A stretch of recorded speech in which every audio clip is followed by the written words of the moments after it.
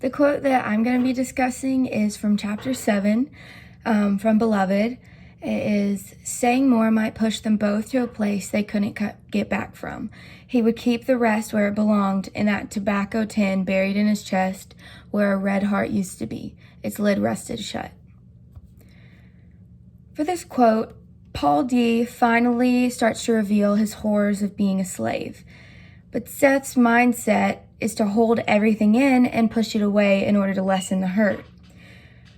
Paul means that saying more about his dreadful experience as a slave could bring back bad memories that they've both worked so hard to forget. Morrison uses the metaphor of a tobacco can with its lid rusted shut to represent Paul D's heart and how deeply buried his slave experiences are. The lid has been shut for so long that it could cause destruction to his coping mechanisms. The rust makes his heart inaccessible because of how well Paul avoids his dreadful memories.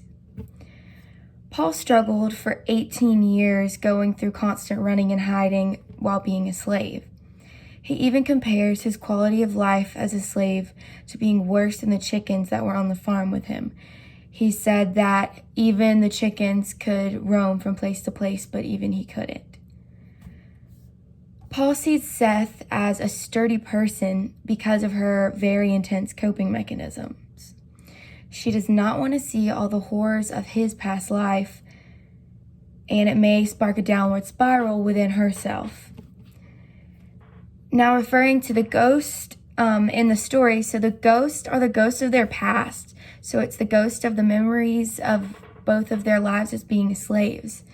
And so a traditional ghost story, it's not someone who's died, it's their memories that they're keeping repressed, that they don't want to come back and haunt them.